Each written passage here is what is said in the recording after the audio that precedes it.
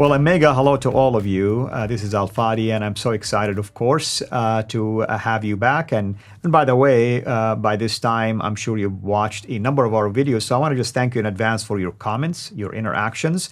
And if you have any, I'm speaking to you as our viewers, whether you're a Muslim or non-Muslim, or a Christian or not Christian. If you have specific questions, please feel free to ask me or ask even Lloyd here or on his channel. And let us know what exactly you would like to know. Maybe there is something you've heard. Maybe there is something you are curious about. By all means, I am thinking down the road, me and Lloyd will have maybe one live stream session, maybe, or at least one longer session where we can unpack some of the comments and the questions that we will be receiving. So feel free to interact with us that way. You can even reach out to me directly through my website, CIRAinternational.com. So you can send me emails, and I promise you that we will get to that. Be patient with us because, we're still building this series, but at some point we will do so.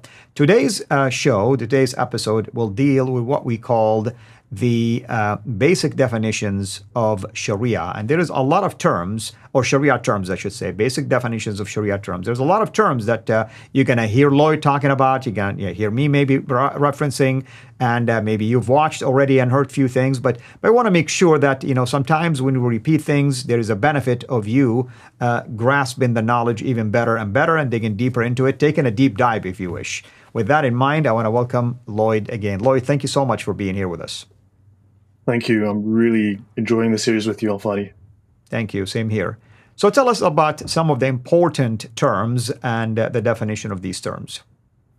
All right. So I'll introduce some fundamental terms today. And if there's time, I will dig briefly into the definition of Islamic science. All right. So let's go to the slides and I will begin there. Okay. So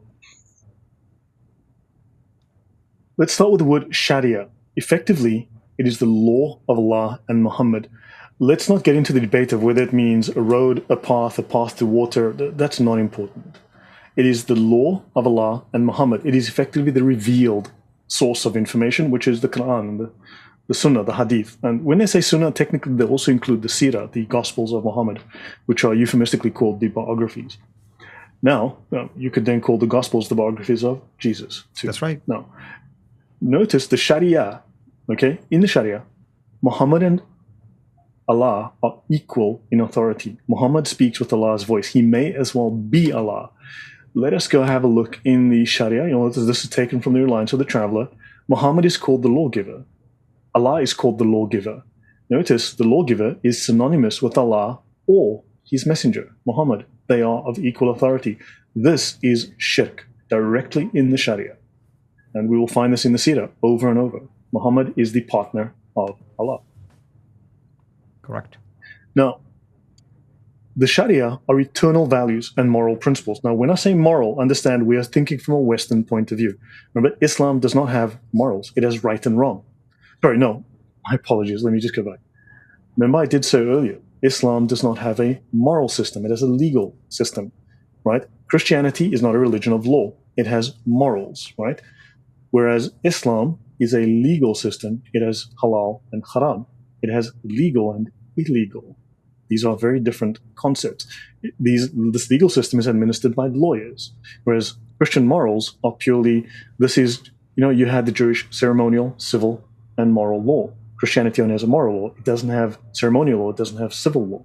Islam has all three of those, and they all just smashed together into one mess called the Sharia and the Fiqh. Now, these are quote-unquote moral. Let's understand it as I described it earlier, which are derived from the Quran and the Sunnah. Now, notice moral, legal, military, political, social, commercial, and religious legislation all derive from this revealed source. It encompasses all of these, right? If you look at the Christian doctrine, look at the New Testament, we don't have a legal system. We don't have a military system. We don't have a system of warfare. We don't have a political system, right? There's not a structured social system.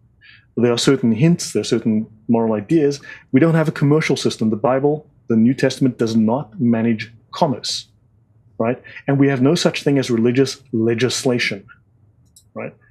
And this is what sets Islam apart Sharia is the body of revealed knowledge found in both the Quran and the Sunnah, and the laws inferred or implied, not directly stated always, inferred or implied from the revealed sources. This inferred laws, right? These are the fiqh. This is how we've taken these ideas and expanded, extrapolated, exegeted. Then you have general principles of the law. So this is where the general principles have been derived. The fiqh is the application, the practice, right, is the applied body of law derived from the Sharia to cover situations not directly treated within the Sharia law. A situation that is not directly addressed in the Quran and the Sunnah, this is where the fiqh comes in. It is the law in practice. In totality, the Sharia is the practical application, the practice of Islam. The Quran is like the Quran in theory. Fiqh, Sharia, is Quran and Islam in practice. Notice the ilm shari, okay, revealed knowledge, okay, the science of the Sharia, ilm, the science of the Sharia. It is a form of Islamic science. This is a reference to the Encyclopaedia of Islam. Notice shari, plural shawari, a clearly defined way. Not a road, not a path to water, not a physical road, although it can mean that. Arabic words can have multiple meanings, but it's a clearly defined way, a way being a method, a system, right? A political system, a legal system. And then characteristically, the lawgiver is characteristically Muhammad in his function as model and exemplar of the law. So who is the greater lawgiver in Islam? Muhammad. He has far more words. I mean, the Quran doesn't have much about Muhammad, but if you look at the rest of the body of Islamic literature, it's 99.9,000% about Muhammad. He is the lawgiver. So he speaks with even potentially greater authority than Allah because everything he did is sanctioned by Allah, right? So Muhammad is the exemplar of the law. Everything he did is perfect. Nothing could be done wrong by Muhammad. Now, the fiqh, legal doctrine. Fiqh is legal doctrine. Literally, it is the understanding, but it is the applied tangible legislation on religious obligation, commercial transactions, on crimes. Now remember, the New Testament does not legislate anything, right? Now, notice militarily, Sharia and fiqh are defined as enemy threat doctrine. So if you look at the way the jihadis operate, this is threat doctrine. Do you want to jump in and say anything, Al-Fadi, before I continue? Not at all. You're doing great, brother. Okay. Now, the science of deducing Islamic laws from evidence found in the sources of Islamic law. So that's the fiqh. It is the science of deducing Islamic laws from evidence found in the sources of Islamic law, right? It is the body of deduced laws with source references for authority. So when the fiqh or the Sharia manuals we're reading, when they reference a hadith or reference a Quranic verse, that is the source of authority. But you can have one verse, for instance, what I'll do in the next show, just for example. There is effectively one verse in the Quran that talks about amputation for theft. Chop off his hand, chop off his foot. But if you go into the Sharia manuals, you're going to find dozens and dozens and dozens of pages which have taken that one verse and expanded that into detailed pages and pages and pages of rulings. It is the practical implementation of the Sharia, right? The fiqh is the practical implementation. It is the science of determining the precise terms of the Sharia. What did Allah mean? How is it interpreted? Remember that famous quote from Muslims? It depends on how it's interpreted. Well, the scholars tell us exactly that. Then you have the term usul, fundamental principles of Islamic law. Like, for instance, the usul al-fiqh, the principles of Islamic law. This was a concept refined by Imam Shafi, who was fundamental in defining Islamic law at the end of the day. And the usul al-fiqh from the Encyclopaedia of Islam are the roots or the sources of legal knowledge. The Quran, the Sunnah, the consensus, and analogy, right? So notice the consensus appears the ijma, and this is the most important. The ijma, the consensus, is the single most important source of authority in Islamic law. And finally, fiqh is the human effort to know and apply the Sharia. It is considered imperfect, right? Because human minds supposedly, except these four imams who are the mujtahids mutlaq, they are perfect. Their reasoning was perfect. So yeah, right? They're considered imperfect, thus they're changeable, and thus the fiqh is adaptable to changing circumstances. And of course, this is,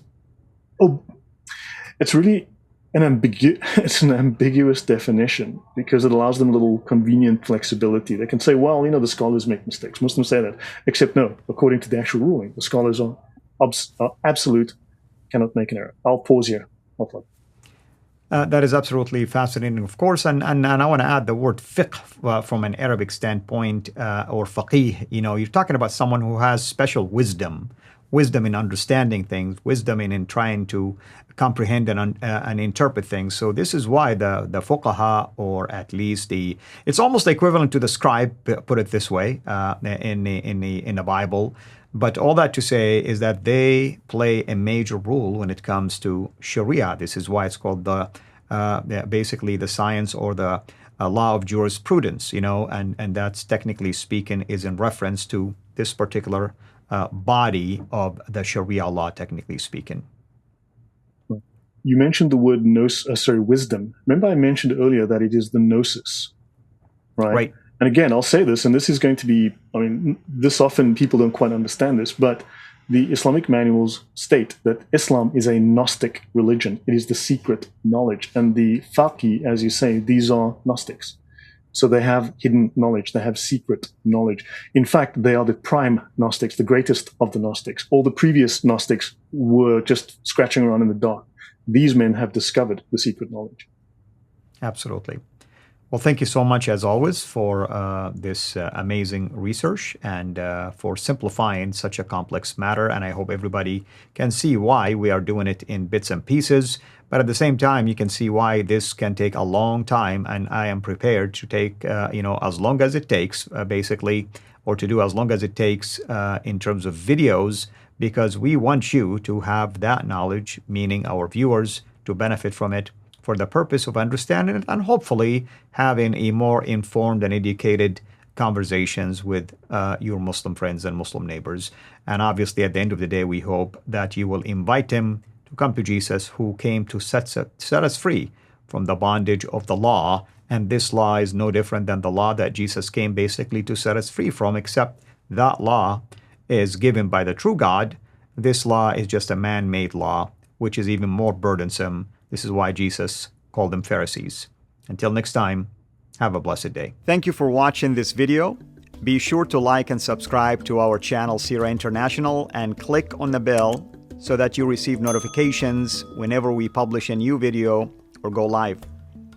I would also like to appeal to you to consider becoming a Patreon patron by clicking the link right below. By doing so, you can give towards the production of these videos.